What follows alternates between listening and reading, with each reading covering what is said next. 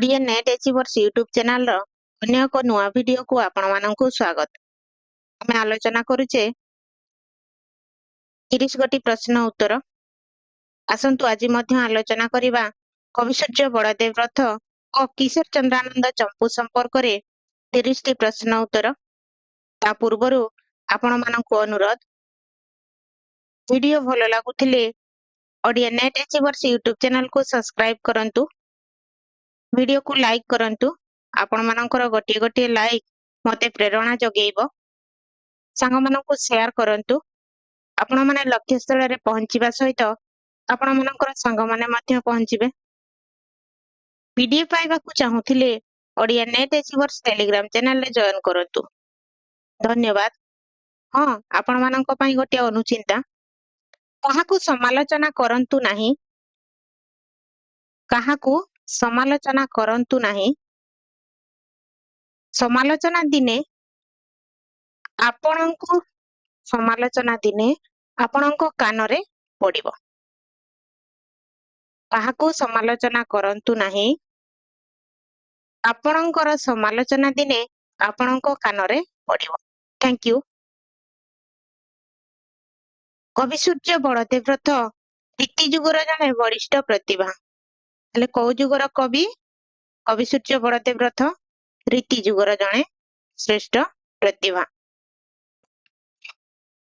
ଗଞ୍ଜାମ ଜିଲ୍ଲାର ଦିଗପହଣ୍ଡି ନିକଟସ୍ଥ ବିଜୟନଗର ଗଡ଼ଠାରେ 1799 ଖ୍ରୀଷ୍ଟାବ୍ଦରେ ଜନ୍ମଗ୍ରହଣ କରିଥିଲେ। କୋଉ ଜିଲ୍ଲାରେ ଜନ୍ମଗ୍ରହଣ କରିଥିଲେ? ଗଞ୍ଜାମ ଜିଲ୍ଲାର ଦିଗପହଣ୍ଡି ନିକଟସ୍ଥ ବିଜୟନଗର ଗଡ଼ଠାରେ।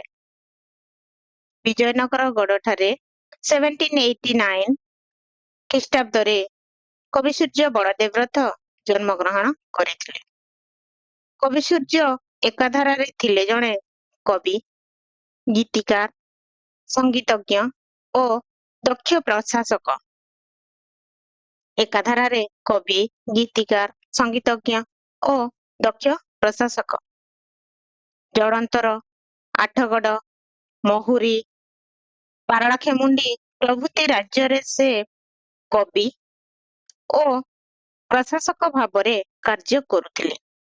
ଜଳନ୍ତର, ଆଠଗଡ଼, ମହୁରୀ, ପାରଳାଖେମୁଣ୍ଡି ରାଜ୍ୟରେ କବିସୂର୍ଯ୍ୟ ବଳଦେବ ରଥ କବି ଓ ପ୍ରଶାସକ ଭାବରେ କାମ କରୁଥିଲେ। କବିସୂର୍ଯ୍ୟ ବ୍ରିଟିଶ ସରକାରଙ୍କ ଦେୱାନ ଥିଲେ। କୋଉମାନଙ୍କର ଦେୱାନ ଥିଲେ ସେ? ବ୍ରିଟିଶ ସରକାରଙ୍କର ଦେୱାନ ଥିଲେ। ସେ ଜଳନ୍ତର ରାଜା ରାମଚନ୍ଦ୍ର ଛଟରାୟଙ୍କ ଠାରୁ କବିସୂର୍ଯ୍ୟ ଓ ଆଠଗଡ଼ ରାଜା ବାଲୁକେଶ୍ୱର ହରିଚନ୍ଦନଙ୍କ ଠାରୁ ରାୟଗୁରୁ ଉପାଧି ଲାଭ କରିଥିଲେ।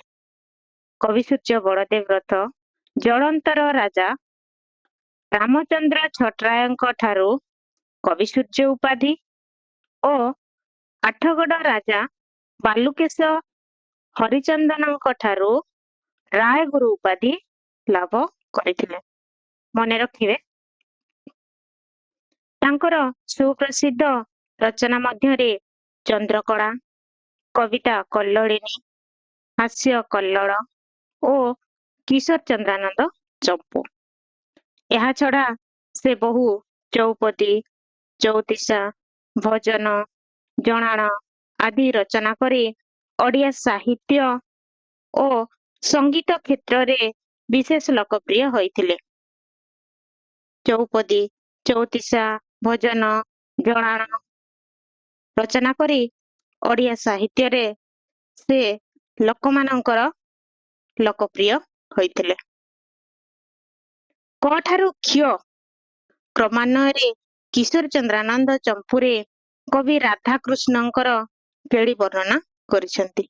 ପ୍ରଥମ ଅକ୍ଷର କ, ତାପରେ ଖ, ଏମିତି କ୍ରମାନ୍ୱୟରେ କ୍ଷ ପର୍ଯ୍ୟନ୍ତ ଅକ୍ଷରରେ ରଚନା କରିଛନ୍ତି କିଶୋର ଚନ୍ଦ୍ରାନନ୍ଦ ଚମ୍ପୁ। ଏହି ଚମ୍ପୁରେ ନାୟକ ହେଉଛନ୍ତି ଶ୍ରୀକୃଷ୍ଣ, ନାୟିକା ହେଉଛନ୍ତି ଶ୍ରୀରାଧା ଓ ଦୂତୀ ହେଉଛନ୍ତି ଲଳିତା। ଏ ତିନୋଟି ଚରିତ୍ର ମନେ ରଖିବେ। ଆଗକୁ ଯିବା। समग्र काव्यटी केवल सेमानंकर उक्ति प्रत्युक्ति रे पूर्ण तामाने कथावार्ता छଳରେ ए संपूर्ण काव्यटी परिपूर्ण। आसंतु आजिर प्रथम प्रश्न कवि सूर्य बड़देव रथଙ୍କ पिताଙ୍କ नाम कौन? कवि सूर्य बड़देव रथଙ୍କ पिताଙ୍କ नाम कौन? उज्जवल रथ होउचंती कवि सूर्य बड़देव रथଙ୍କ पिता। परवर्ती प्रश्न आगो को जिवा केउ राजा कवि सूर्य उपाधि बड़देव रथଙ୍କୁ प्रदान କରିଥିଲେ? ताले किए कवि सूर्य बड़देव रथଙ୍କୁ कवि सूर्य उपाधि प्रदान କରିଥିଲେ? राजा रामचंद्र छटराय। परवर्ती प्रश्न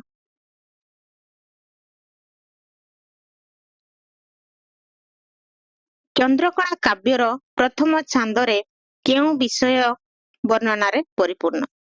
चंद्रकला काव्य र प्रथम छांदरे केउ विषय वर्णनारे परिपूर्ण? 3 नंबर प्रश्नर उत्तर कौन हबो? सी जगन्नाथ मंदिर अंतर्गत देवादेवी विषय वर्णनारे परिपूर्ण। परवर्ती प्रश्न लावण्यवती काव्य अनुसरण रे कवि सूर्य केउ काव्यटी रचना करिसेंती?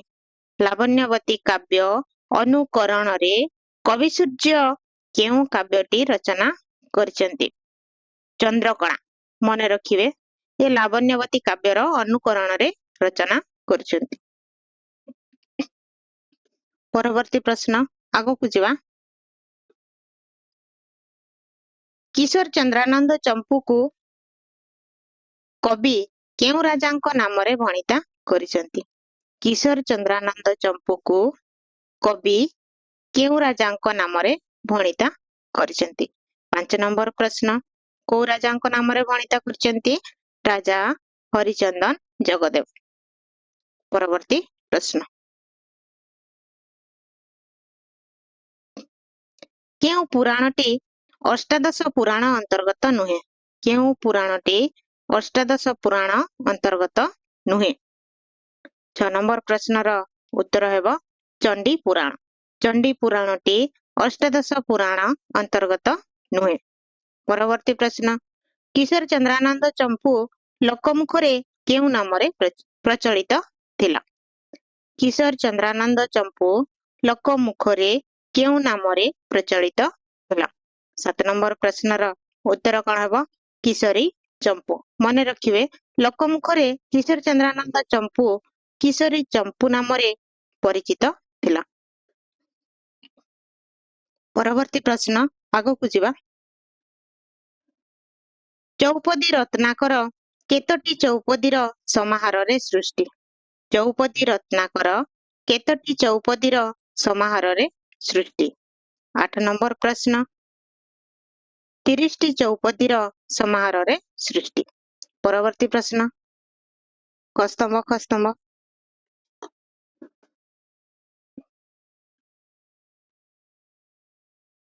वृंदावन चंद्रानंद चंपू कहार रचना? गोविंद रायगुरु। एकर ट्रिपुल आई ताले डी हबो यार उत्तर। 9 नंबर प्रश्नर उत्तर कौन हेबो? डी। 2 नंबर आईवी झुलना चंपू किशोर चंद्र राजेंद्र देव। 3 टू आई जीवन चंपू दामोदर पटनायक। राधा गोविंद चंपू विश्वनाथ देव शर्मा। परवर्ती प्रश्न आगो को जिवा भल अबा मंद करिबाकू मु तो मोहर आयत नुहे हे महाप्रभु सबु तुम इच्छा सिना रखबा न रख मोहर तो गति पतित पावन बाना। ए पंक्तिर श्रेष्ठ कि? भल अबा मंद करिबाकू मु तो मोहर आयत नुहे हे महाप्रभु सबु तुम इच्छा सिना रखबा न रख मोहर तो गति पतित पावन बाना। ए पंक्तिर श्रेष्ठ किए? 10 नंबर प्रश्नर उत्तर कौन हेबो? कवि सूर्य बड़देव रथ। परवर्ती प्रश्न आगो को जिवा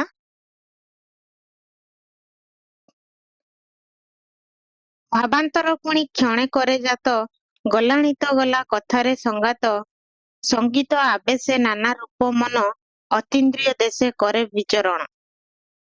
ଭାବାନ୍ତର ପୁଣି କ୍ଷଣେ କରେ ଜାତ, ଗଲାଣି ତ ଗଲା କଥାରେ ସଂଗାତ, ସଙ୍ଗୀତ ଆବେଶେ ନାନା ରୂପ ମନ, ଅତୀନ୍ଦ୍ରିୟ ଦେଶେ କରେ ବିଚରଣ। କବି ସୂର୍ଯ୍ୟଙ୍କ ଉଦ୍ଦେଶ୍ୟରେ କେଉଁ କବି କବି ସୂର୍ଯ୍ୟଙ୍କ ଉଦ୍ଦେଶ୍ୟରେ କେଉଁ କବି ଶ୍ରଦ୍ଧାଞ୍ଜଳି ନିବେଦନ କରି ଏହି ପଦ ରଚନା କରିଛନ୍ତି? 11 ନମ୍ବର ପ୍ରଶ୍ନର ଉତ୍ତର କଣ ହେବ? ରାଧାନାଥ ରାୟ। ପରବର୍ତ୍ତୀ ପ୍ରଶ୍ନ, ଧନ୍ୟ ରଥେ ତୁମ୍ଭ ଜନ୍ମ ଶୁଭ କ୍ଷଣେ, ମୃତ୍ୟୁଞ୍ଜୟ ତୁମ୍ଭେ ଉତ୍କଳ ଭୁବନେ, ତୁମ୍ଭ ମାଟି ଦେହ ଗ୍ରାସିଛି ଶ୍ମଶାନ, ମାତ୍ର ଯଶ ଦେହେ ତୁମ୍ଭ ଆୟୁଷ୍ମାନ। ଧନ୍ୟ ରଥେ ତୁମ୍ଭ ଜନ୍ମ ଶୁଭ କ୍ଷଣେ, ମୃତ୍ୟୁଞ୍ଜୟ ତୁମ୍ଭେ ଉତ୍କଳ ଭୁବନେ, ତୁମ୍ଭ ମାଟି ଦେହ ଗ୍ରାସିଛି ଶ୍ମଶାନ, ମାତ୍ର ଯଶ ଦେହେ ତୁମ୍ଭ ଆୟୁଷ୍ମାନ। ଏହି ପଦଟି କେଉଁ କାବ୍ୟର ପରିସର ଭୁକ୍ତ? 12 ନମ୍ବର ପ୍ରଶ୍ନର ଉତ୍ତର କଣ ହେବ? ଚିଲିକା। କୋଉ କାବ୍ୟ? ଚିଲିକା। ପରବର୍ତ୍ତୀ ପ୍ରଶ୍ନ,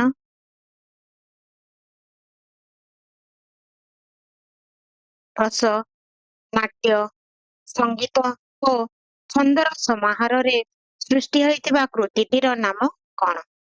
ରସ, ନାଟ୍ୟ, ସଙ୍ଗୀତ ଓ ଛନ୍ଦର ସମାହାରରେ ସୃଷ୍ଟି ହୋଇଥିବା କୃତିଟିର ନାମ କଣ? 6 ନମ୍ବର ପ୍ରଶ୍ନର ଉତ୍ତର କଣ ହେବ? କିଶୋର ଚନ୍ଦ୍ରାନନ୍ଦ ଚମ୍ପୁ।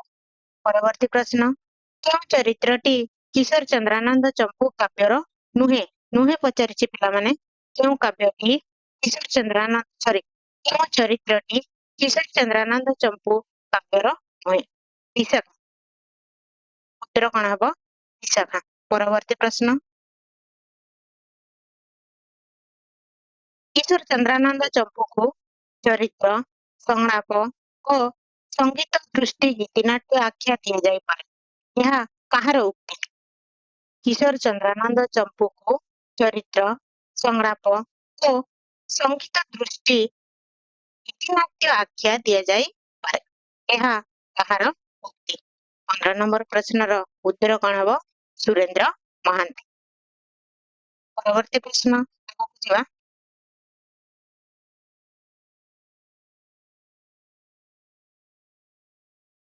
କି ହେଲାରେ କହି ତ ନୁହଁଇ ଭାରତୀରେ, କାଲିଜା ଦୂରରୁ ଦେଖି କଳନା କଲା ମୋ ଆଖି, କଳା ଇନ୍ଦିବର ଆରତିରେ। ରାଧା କାହା ପ୍ରତି ଏହି ଉକ୍ତି ବ୍ୟବହାର କରିଛନ୍ତି? ରାଧା ଏହି ଉକ୍ତିଟି କାହାକୁ କହିଛନ୍ତି? କି ହେଲାରେ କହି ତ ନୁହଁଇ ଭାରତୀରେ, କାଲିଜା ଦୂରରୁ ଦେଖି କଳନା କଲା ମୋ ଆଖି, କଳା ଇନ୍ଦିବର ଆରତିରେ। ରାଧା କାହା ପ୍ରତି ଏହି ଉକ୍ତି ବ୍ୟବହାର କରିଛନ୍ତି? 16 ନମ୍ବର ପ୍ରଶ୍ନର ଉତ୍ତର କଣ ହେବ? ଲଳିତା। ପରବର୍ତ୍ତୀ ପ୍ରଶ୍ନ, ଚାରି ଭକ୍ତ ମଧ୍ୟ ପ୍ରେମ ଭକ୍ତି ଅଟେ ସାର, ସେ ଭକ୍ତି ଅଟଇ କଠ ଗୋପୀ ମାନଙ୍କର। ଚାରି ଭକ୍ତି ମଧ୍ୟ ପ୍ରେମ ଭକ୍ତି ଅଟେ ସାର, ସେ ଭକ୍ତି ଅଟଇ କଠ ଗୋପୀ ମାନଙ୍କର। ଏହା କେଉଁ କବିଙ୍କର? ଏହା କେଉଁ କବିଙ୍କର? ଦେବଦୁର୍ଲ୍ଲଭ ଦାସଙ୍କର। ଉତ୍ତର କଣ ହେବ? ଦେବଦୁର୍ଲ୍ଲଭ ଦାସ। ପରବର୍ତ୍ତୀ ପ୍ରଶ୍ନ, କେଉଁ କବି ସଂସ୍କୃତ ଓ ଓଡ଼ିଆ ଉଭୟ ଭାଷାରେ ଗ୍ରନ୍ଥ ରଚନା କରିଛନ୍ତି? କେଉଁ କବି ସଂସ୍କୃତ ଓ ଓଡ଼ିଆ ଉଭୟ ଭାଷାରେ ଗ୍ରନ୍ଥ ରଚନା କରିଛନ୍ତି? 18 ନମ୍ବର ପ୍ରଶ୍ନର ଉତ୍ତର କଣ ହେବ? ବଳଦେବ ରଥ। ପରବର୍ତ୍ତୀ ପ୍ରଶ୍ନ, ଶିରିଷ ମାଳା ଦଳି ଦେଇ କୁଠାରେ, ଶଙ୍କା ନ କଲ ସଖା ମାନଙ୍କ ଠାରେ। ଶିରିଷ ମାଳା ଦଳି ଦେଇ କୁଠାରେ, ଶଙ୍କା ନ କଲ ସଖା ମାନଙ୍କ ଠାରେ। କୃଷ୍ଣଙ୍କ ପ୍ରତି ଏହା କାହାର ଉକ୍ତି? କୃଷ୍ଣଙ୍କ ପ୍ରତି ଏହା କାହାର ଉକ୍ତି? ମଧୁମଙ୍ଗଳ। ଉତ୍ତର କଣ ହେବ? ମଧୁମଙ୍ଗଳ। ପରବର୍ତ୍ତୀ ପ୍ରଶ୍ନ, କାଳାନୁକ୍ରମ ପଦ୍ଧତିରେ ସଜାଅ। 20 ନମ୍ବର ପ୍ରଶ୍ନ କଣ? କାଳାନୁକ୍ରମ ପଦ୍ଧତିରେ ସଜାଅ। କି ହବ ଏହାର ଉତ୍ତର? କିଶୋରୀ ବିଳାସ ଚମ୍ପୁ, ଶ୍ରୀ ରାଧା ମାଧବ ଚମ୍ପୁ, କିଶୋରୀ ଚନ୍ଦ୍ରାନନ୍ଦ ଚମ୍ପୁ, ବୈଦେଶ ଚମ୍ପୁ। ପରବର୍ତ୍ତୀ ପ୍ରଶ୍ନ ଆଗକୁ ଯିବା। କିଏ ପ୍ରଥମେ କିଶୋର ଚନ୍ଦ୍ରାନନ୍ଦ ଚମ୍ପୁକୁ ଗୀତିନାଟ୍ୟରେ ରୂପାନ୍ତରିତ କରିଥିଲେ? କିଏ ପ୍ରଥମେ କିଶୋର ଚନ୍ଦ୍ରାନନ୍ଦ ଚମ୍ପୁକୁ ଗୀତିନାଟ୍ୟରେ ରୂପାନ୍ତରିତ କରିଥିଲେ? 21 ନମ୍ବର ପ୍ରଶ୍ନର ଉତ୍ତର କଣ ହେବ? ବୈଷ୍ଣବ ଚରଣ ଦାସ। ପରବର୍ତ୍ତୀ ପ୍ରଶ୍ନ କେଉଁଟି ଏକ ଗଦ୍ୟ ରଚନା? କେଉଁଟି ଏକ ଗଦ୍ୟ ରଚନା? ହାସ୍ୟ କଲ୍ଲୋଳ ଏକ ଗଦ୍ୟ ରଚନା। ପରବର୍ତ୍ତୀ ପ୍ରଶ୍ନ କିଶୋରୀ ଚନ୍ଦ୍ରାନନ୍ଦ ଚମ୍ପୁର ସ୍ରଷ୍ଟା କିଏ? କିଶୋରୀ ଚନ୍ଦ୍ରାନନ୍ଦ ଚମ୍ପୁର ସ୍ରଷ୍ଟା କିଏ? 23 ନମ୍ବର ପ୍ରଶ୍ନର ଉତ୍ତର କଣ ହେବ? ସୁନ୍ଦରମଣି ପଟ୍ଟନାୟକ ହେଉଛନ୍ତି କିଶୋରୀ ଚନ୍ଦ୍ରାନନ୍ଦ ଚମ୍ପୁର ସ୍ରଷ୍ଟା। ପରବର୍ତ୍ତୀ ପ୍ରଶ୍ନ ଜୀବନ ଦଳିନ ଜଳଜ ଯୁଗଳ ବିଧୁ ବିମ୍ବେ ହୋଇ ବିଳାସ ବିଲ୍ଲଳ ଜଳ କଲା ଗର ଜର ଜର ସର ନିକର ବରସା ଖରତର। ଜୀବନ ଦଳିନ ଜଳଜ ଯୁଗଳ ବିଧୁ ବିମ୍ବେ ହୋଇ ବିଳାସ ବିଲ୍ଲଳ ଜଳ କଲା ଗର ଜର ଜର ସର ନିକର ବରସା ଖରତର। ଏହା କେଉଁ ଅଳଙ୍କାରର ଏକ ନମୁନା? କେଉଁ ଅଳଙ୍କାର? ଅତି ଶୟୋକ୍ତି ଅଳଙ୍କାରର ଗୋଟିଏ ଉଦାହରଣ। ଉତ୍ତର କଣ ହେବ? ଅତିଶୟୋକ୍ତି ଅଳଙ୍କାର। ପରବର୍ତ୍ତୀ ପ୍ରଶ୍ନ ଆଗକୁ ଯିବା। କବିସୂର୍ଯ୍ୟ ରାଜସଭାରେ ଥାଇ ମଧ୍ୟ ଜନସଭାକୁ ଅଶ୍ରଦ୍ଧା ଦୃଷ୍ଟିରେ ଦେଖିନାହାନ୍ତି। କବିସୂର୍ଯ୍ୟ ରାଜସଭାରେ ଥାଇ ମଧ୍ୟ ଜନସଭାକୁ ଅଶ୍ରଦ୍ଧା ଦୃଷ୍ଟିରେ ଦେଖିନାହାନ୍ତି। ମଣିଷର ଅସହାୟତା ଓ ନିର୍ବୋଧତାକୁ ସେ ବ୍ୟଙ୍ଗ କରିଥିଲେ ହେଁ ଜୀବନର ସରସ ସୁନ୍ଦର କୌତୁକ ଭଳି ଦିଗଟି ପ୍ରତି ତାଙ୍କର ଆକର୍ଷଣ ଅଧିକ। ଏ ମତର ସ୍ରଷ୍ଟା କିଏ? ଏ ମତର ସ୍ରଷ୍ଟା କିଏ? ଦାଶରଥୀ ଦାସ। ପରବର୍ତ୍ତୀ ପ୍ରଶ୍ନ ଆଗକୁ ଯିବା। କ୍ଷୀରମୟ ସିନ୍ଧୁ ଯେମା ଜୀବ ବନ୍ଧୁ ତୁମେ ତ ଜଗତପତି ଏକି ସହ ଦୃଷ୍ଟି ପତାକାକୁ ପୁଣି ଏକି ପକ୍ଷପାତ ରୀତି। ଏହା କେଉଁ କବିତା ଅଂଶ ବିଶେଷ? କ୍ଷୀରମୟ ସିନ୍ଧୁ ଯେମା ଜୀବ ବନ୍ଧୁ ତୁମେ ତ ଜଗତପତି ଏକି ସହ ଦୃଷ୍ଟି ପତାକାକୁ ପୁଣି ଏକି ପକ୍ଷପାତ ରୀତି। ଏହା କେଉଁ କବିତା ଅଂଶ ବିଶେଷ?